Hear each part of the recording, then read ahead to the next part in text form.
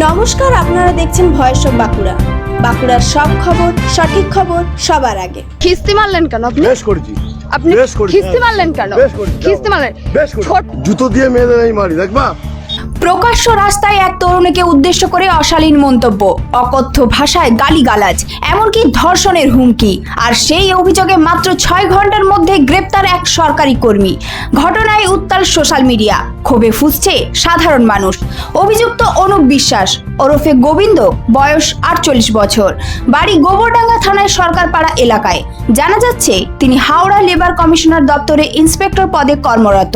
অভিযোগকারিণী সঙ্গীতা সমাদার, বয়স 21, বাড়ি বনগাঁ ধর্মপুর এলাকায়। তিনি পেশায় মেকআপ শিল্পী। প্রতিদিনের মতো কাজ করতে এসেছিলেন গোবরডাঙ্গা অখিলপল্লী এলাকায়, কিন্তু কাজ শেষে বাড়ি ফেরার পথে ঘটে যায় চাঞ্চল্যকর এই ঘটনা। অভিযোগ, ফেরার সময় অভিযুক্ত ব্যক্তি প্রকাশ্য রাস্তায় তাকে লক্ষ্য করে কুরুচিকর মন্তব্য করতে শুরু করেন। শুধু তাই নয়, অভিযোগ রয়েছে তাকে ধর্ষণের হুমকিও দেওয়া হয়। মুহূর্তে আতঙ্কিত হয়ে পড়েন ওই তরুণী। পরে সাহস সঞ্চয় করে গোবরডাঙ্গা থানায় লিখিত অভিযোগ দায়ের করেন। অভিযোগ পাওয়ার পরই নড়েচড়ে বসে পুলিশ। সূত্রের খবর, গোপন তথ্যের ভিত্তিতে বসিরহাট বাজার এলাকায় ঘোরাঘুরি করার সময় সেখান থেকেই অভিযুক্তকে গ্রেপ্তার করা হয়। পুরো ঘটনাটি ঘটে অভিযোগের প্রায় 6 ঘন্টার মধ্যে। এই দ্রুত পদক্ষেপকে ইতিবাচক হিসেবেই দেখছেন এলাকার সচেতন নাগরিকরা। তবে ঘটনার একটি ভিডিও সোশ্যাল মিডিয়ায় ছড়িয়ে পড়তে শুরু হয় তীব্র প্রতিক্রিয়া। নেট মাধ্যমে উঠেছে নিন্দার ঝড়। বহু মানুষ অভিযুক্তকে দৃষ্টান্তমূলক শাস্তির দাবি জানিয়েছেন।